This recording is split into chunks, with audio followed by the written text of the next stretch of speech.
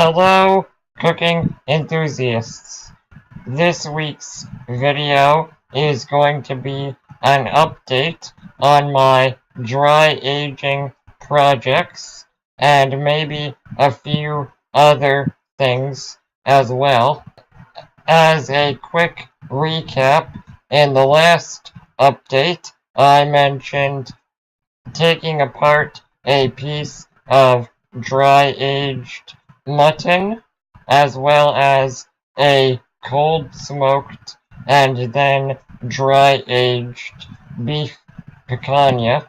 All of those initial projects were done with the Umai dry aging bags. The plan was to stop using the dry aging bags and instead properly modify a fridge for exclusive dry aging duty.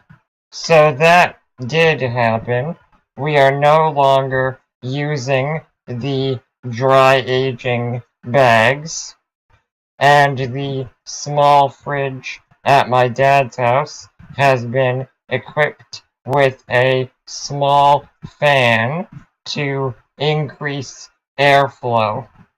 However, we also underestimated how much space our dry aging projects was going to take up, so we also had to equip one of my fridges with a fan. Unfortunately, the setup in my fridge is slightly non-ideal.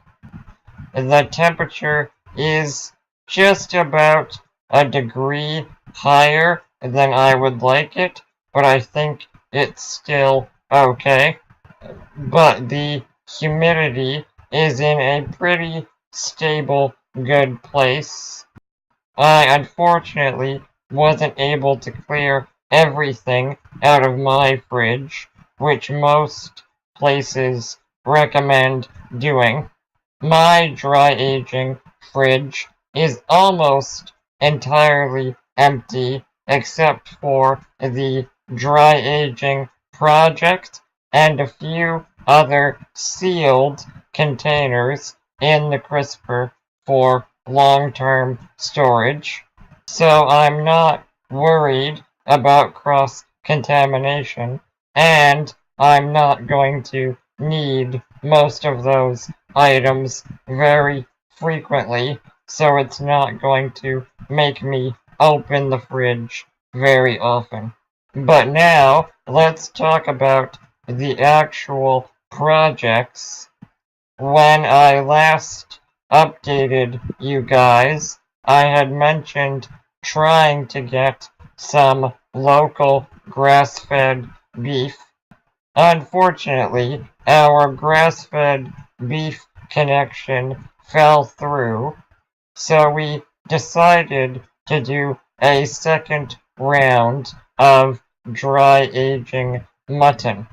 And honestly, I'm kind of glad. I think mutton is a much more interesting project. It's underutilized in North America. It's really, really delicious based on our first experiments. And it's so much cheaper. I will just tell you, good quality beef up to grass-fed beef is between $15 and $25 per pound here, whereas the mutton was $3.50 per pound. Now, I think our butcher was giving us a good deal because we were getting so much of it, but we were able to get 50 pounds, which was basically half the animal, for under $200. Obviously, because we're buying it minimally processed, a lot of that weight is bones, but still, dollar for dollar, that's some high value, premium, local red meat. So now let's discuss what we are doing with it.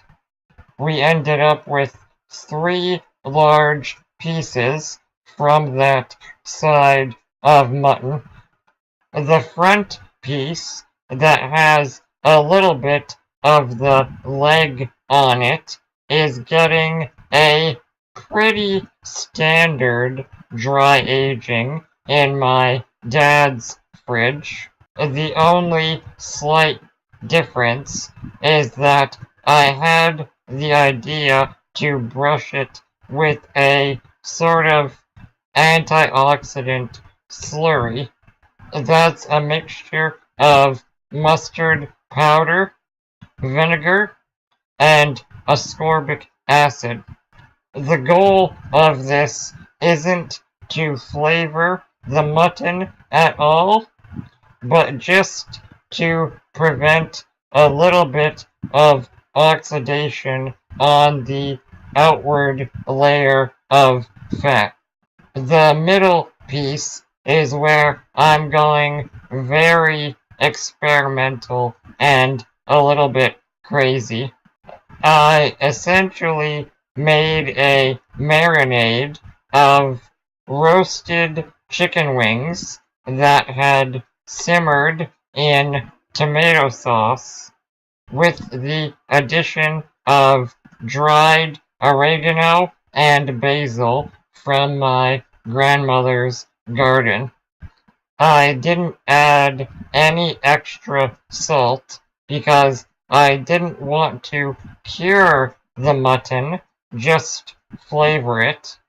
So the entire middle piece was marinated in this tomato mixture for 1 week.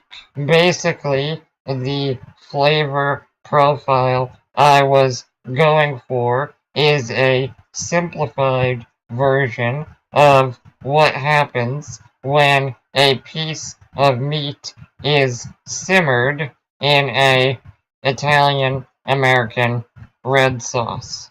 After the week of marinating, we wiped off all of the marinade and rinsed it with a salt and vinegar solution just to somewhat clean the surface. Now that piece is dry aging in my fridge. The experiment is going to see if some of those marinade flavors got into the meat and whether they also concentrate with the dry aging. I think the marinated piece is going to get dry aged for about 5 weeks, and the more standard piece we're going to try and push for about 8 weeks. Also a note, the third sort of tail chunk of mutton we just barbecued, and it was also really good. But right now, all of those projects are in progress, so I will update you guys again once we process at least one of them. If you have any questions, feel free to leave them in the comments. Otherwise, thank you for watching.